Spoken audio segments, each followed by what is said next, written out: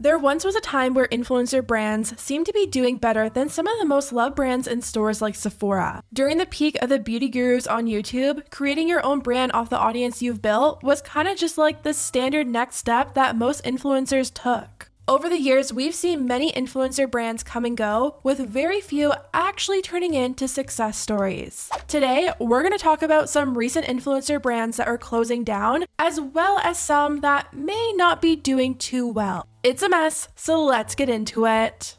Earlier this year, we talked about some of the most recent beauty brands to either shut down or lose their spots in Sephora. Hyram lost his spot at Sephora with his brand Skincare by Hyram. Addison Rae lost her spot on the shelves at Sephora with Item Beauty, which led to them eventually closing down for good. And Nikita Dragun stopped her brand with no explanation, leaving people wondering if it's also done for good. All these influencers ended their brands for their own reasons, but at the end of the day, it all comes down to one thing: money. It's expensive to run your own brand, especially if you have no investors behind you and it's all coming from your own savings.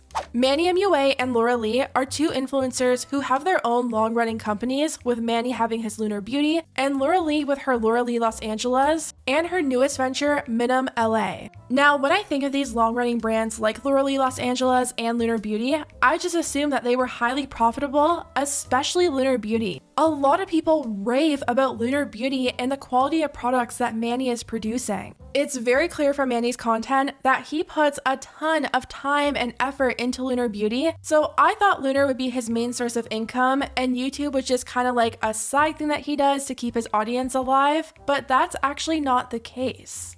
Laura and Manny went on the Making Moves podcast, and they were asked if they're making good money from their brands, and both Laura and Manny said whatever money they make goes right back into their brand. Are you making good money from your brands? Not really. It's like its own revolving door now almost. Yeah. Like it funds itself. You know what I mean? Like we sell product and then we're able to like make a little more and elevate a little more, like inch by inch. But all the money we make, I don't really see any money from the brand because it all goes right back into the brand. Do you make more money from being a creator? 100%. Yes. Wow. 100%. Yes. And I will say that did kind of surprise me.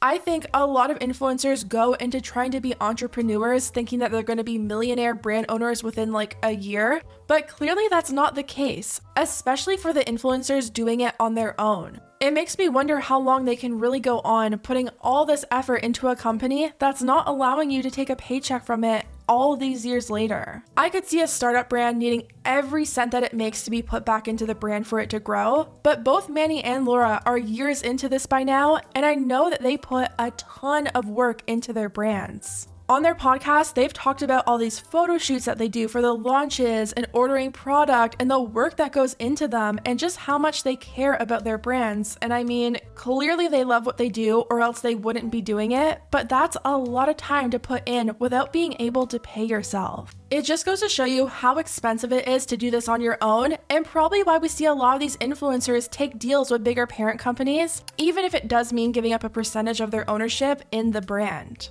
A brand owner on TikTok named Ryan Dubs actually saw this clip of Manny and Laura, and he had something to say about it. He runs his own company, and he says these influencers are doing something wrong if they're not seeing any revenue come in. Are you making good money from your brands? Not really. It's like its own revolving door now almost. Yeah. This is a prime example of why influencer beauty brands will almost always fail. My credentials are A, I own a beauty brand that has done almost $10 million this year, and B, I've helped some of the biggest celebrities in the world build their own beauty brands, including Kylie Jenner. Hearing these two influencers say that their beauty brands are not making money, or at least not enough money to be something significant for them, it's more just like going right back into the business and buying more product, is really jarring to hear, especially since the beauty industry is one of the highest profit margin industries in the world.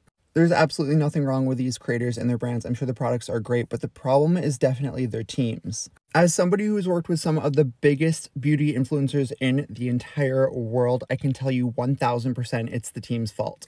And also the fact that these people are not entrepreneurs, they are influencers. I'm not saying that you have to go to business school to run a business, but as somebody who did go to business school, I can see the difference in the way that I run my brands versus how they run their brands. I just saw a video where Patrick Starr responded to some guy coming up to James Charles and saying, Patrick Starr makes $8 million from his brand. What do you think about that? And Patrick responded and he's like, I don't make $8 million. Like, show me that $8 million.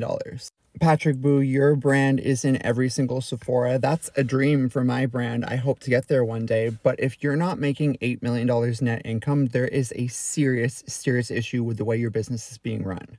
And let's talk about this Patrick Star bit for a second. Patrick Star has a brand called One Size Beauty. It's in Sephora across the world. It's constantly sold out. Celebrities wear it. His setting spray goes viral every month. It's probably one of the most successful influencer brands out there. Despite its success, Patrick posted a video kind of denying the claim of him making $8 million a year. Patrick Star just told me he made $8 million, so I love that. Good for Patrick Star. I got a question for you. Yes. How much money do you make a year?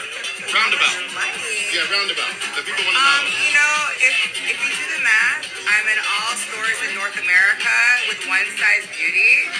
There's just so much Okay, product. let me guess. Can I guess? Yeah. All right, I'm going to say 7 million.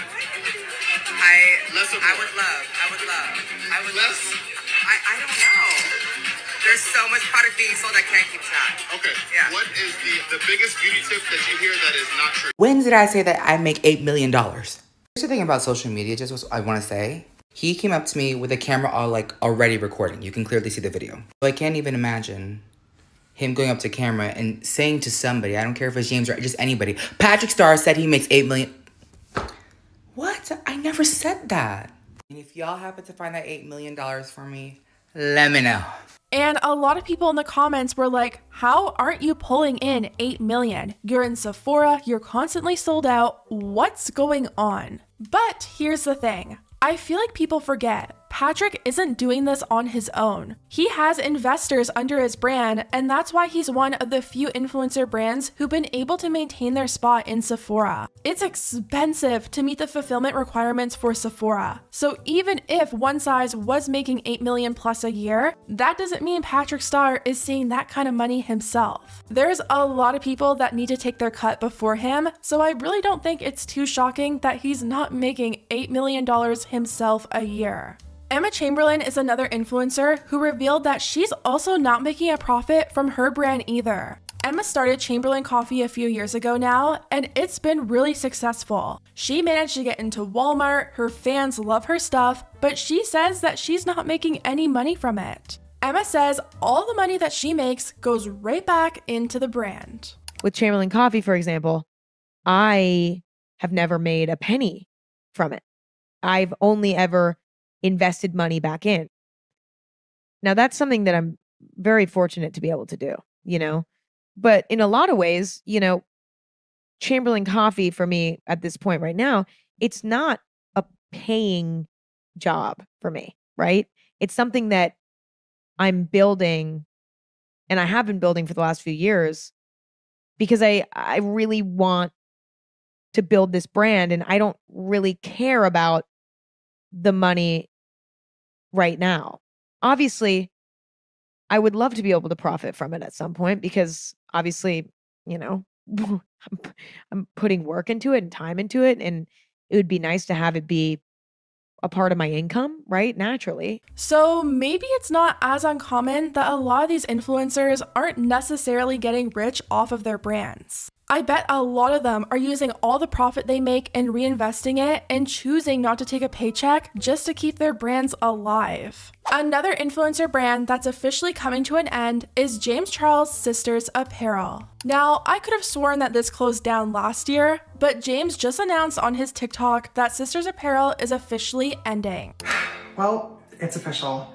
Sisters Apparel is shutting down. This video is very bittersweet for me to make, but it's been a long time coming, so let's talk about it. And this definitely isn't a surprise to me. Even during James's peak, he was constantly having issues with his merch. He would constantly launch new collections so close together, it was kind of overwhelming for his fans to keep up. He would launch something, and before people would even receive their items, he would be launching his next collection. A lot of people got mad at him and were like, why don't you focus on getting the stuff that we've already paid for sent out to us before you worry about launching even more products? Things really started to go downhill after James launched that color blocking collection and was accused of ripping off designs from Teddy Fresh. It was just issue after issue with Sisters Apparel, and now it's coming to an end. It makes me wonder how long Painted will be around. I've heard next to nothing about Painted. No big influencers are reviewing it. So many people were having issues with their tubes coming exploded, spilled out everywhere, and dried up inside. The whole thing seems like a huge mess. And if loved influencer brands aren't able to pay themselves and make a profit, I find it pretty hard to believe that James will be able to do that with these paints.